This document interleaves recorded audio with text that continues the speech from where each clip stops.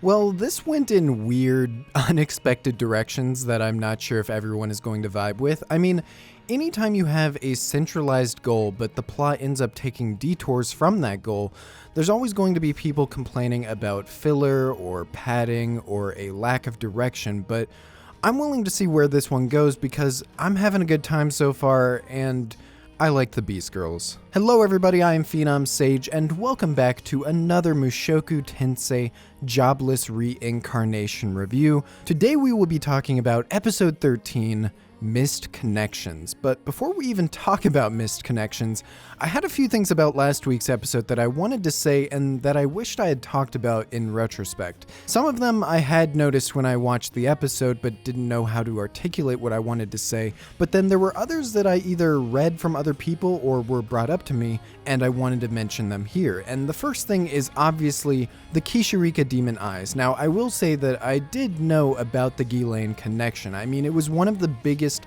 unexplained things from part 1 was Ghislaine's magical eye, and it looks practically identical to the eye that Kishirika uses to examine Rudeus. One thing though that was brought up to me was how in part 1, Ghislaine used that eye to examine the giant mana ball in the sky, and presumably it's what she was using to see how much mana was actually in that thing. And maybe you could argue she was using it for something else, but to me that's probably the safest assumption, is that she was using it to look at the mana and how much mana was gathering in the sky, which would mean that not only do every single demon eye have their own different abilities, but it also means that Kishirika was using that to see Rudeus's mana, and it's what led to her calling him disgusting.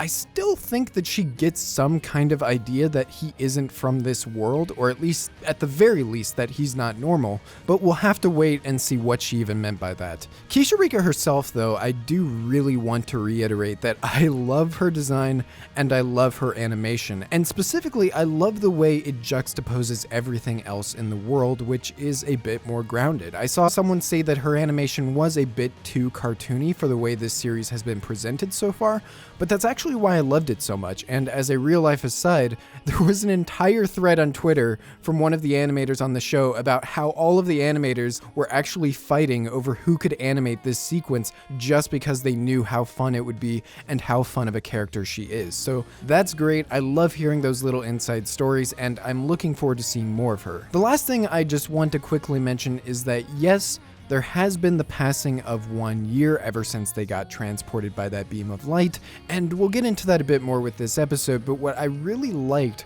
about last week that I didn't really put my finger on was how the character designs for Rudeus and Eris have been ever so slightly updated in a way that you can tell they're getting older. You can see them both getting taller, Eris is gaining more physique from her training, just little attentions to detail that I really love. Now, let's get into this week's episode because my god, it's gotten kind of weird and kind of cool, and the episode is split into two distinct parts following Roxy's POV and Rudeus's POV, so let's start with Roxy's first. It's really nice to have Roxy back in the forefront of the series. I was never really on the Roxy hype train back when she just gained ridiculous popularity and normie love, but I do enjoy Roxy's personality a lot, and I especially like her dynamic with these two new characters who we'll get into, and the way her childish naivety is contrasted by their maturity and sometimes immaturity.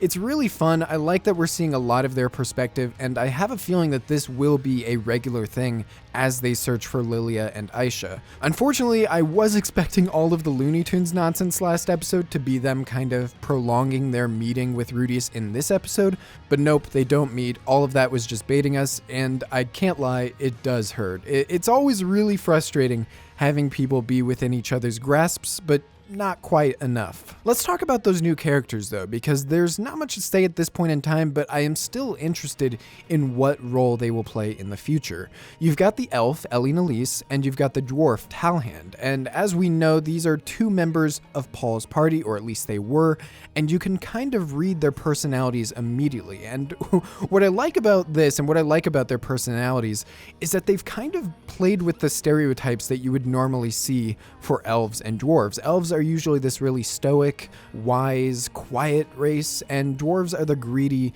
impulsive, emotional type. But in these characters' cases, those archetypes are flipped almost entirely. I doubt they're going to be really representative of their entire race. I'm not even really sure if there's even going to be stereotypes for the races at all. I mean, this seems like a lot more grounded and realistic of a series, but I do like the way they played with expectations and stereotypes and swapped those around. Those two aside, we get some really interesting looks into Roxy's backstory and her old party that she used to travel with. I'm not sure if they're ever going to do anything with this in the future. Maybe someday we'll see what happened to them. I'm assuming not good things, but even just by itself, it's a really nice bit of characterization for her and her fond memories of the past. Really liked the Roxy POV stuff in this episode, but now let's get into the Rudeus POV, because this is where I start having more issues with the episode and the overall placement in the story. Now, one thing that I've always championed about Mushoku Tensei is its pacing. It was the main point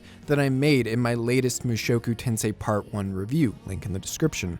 It's generally quite good at taking its time and really fleshing things out and letting you breathe in the atmosphere of these places you're experiencing. And that's still true to an extent in this episode, but I felt like they were really trying to cram a lot of things here in a way where I really would have wanted them to let some scenes breathe better. Last week's episode was perfect in my opinion. I love just vibing in this demon city for an entire episode while Rudeus gets up to shenanigans in an alleyway. It's great. This one was a lot more jumbled in that, oh, we're following Roxy, oh, we're on a boat, oh, we're at the next continent already, oh, we're in a smuggler plotline now. It was just a lot, and for me personally, I really, at the very least, would have liked them to relax the pacing a bit on the boat and in the city they arrive in before they jump right into a new plotline. The boat especially is kind of like, I have to imagine if they're sailing from continent to continent that it at least took a couple of days for them to reach their destination, but the way this episode is paced and portrayed, it makes it feel like it just went by in a flash, and that ends up making the world feel smaller than it actually is. I still liked all of the stuff in this episode though, and maybe the thing that I liked the most this week was Rudeus' characterization, seeing those sides to him. Again, I keep bringing this up, these sides to him that make him likable even in spite of him having those degenerate aspects. The relationship between him and Eris has gotten a lot more interesting now that Eris is becoming way closer and more accepting of his behavior and desires, and it puts Rudeus in a position where it's now on him to be more responsible and less impulsive, because there's a girl here that really cares about him and puts a lot of trust in him. And I think you really do get the picture that behind all of Rudeus' degeneracy, he really does care about and love Eris in a way where he doesn't want to do anything that would hurt or manipulate her, which is shown in this episode with the way he's restraining himself and being more honest to her. I know some of them are played as jokes, I know some people will probably have an issue with them, but what I got out of it was him controlling himself better than he has in the past, and I really liked the interactions between the two of them. The other thing I really liked about Rudeus this episode was bringing back that moral and ethical dilemma of the consequences of murder and if it's okay in certain situations. In part 1, you are completely on Rudeus' side about the whole thing. That was never a question. Jared was killing relatively innocent people over trivial things, but now they're in a position where there are genuine monsters in front of them that are killing and torturing innocent people, and it's up to Rudeus to figure out whether or not it's worth killing these people and ruining the Spear's reputation even more. Thankfully, this entire plotline is set up in a way where seemingly I see the misunderstanding with the Beast people being resolved by next episode, and hopefully it means Jared's reputation with them will have improved because of it. Overall, lots of good comedy, lots of fun moments. Again, tone in this series really well balanced, where for the most part it doesn't feel unnatural when you move from slaved beast children being beaten to death to Rudeus commenting about how they say "yeah" in real life. I definitely enjoyed the episode. I didn't love it. I definitely didn't love it like I did last week. Last week's episode, I stand by that is one of, if not my new favorite episode in the series, just because it really encapsulated everything that I love about this story so far. But I'm still having a good time. I still love these characters. I still love the writing and the world. I just hope that next week We slow it down a little bit, we really take our time resolving this plotline with the Beast People, and we go back to the usual Mushoku Tensei fare. Let me know what you guys thought of this episode down below, and if you want to have a more in-depth discussion with me or other people about this episode, or anything really, you can join the Discord server linked in the description below. Thank you all for watching, I hope you are having a great day. I love you all, and I will see you in the next video.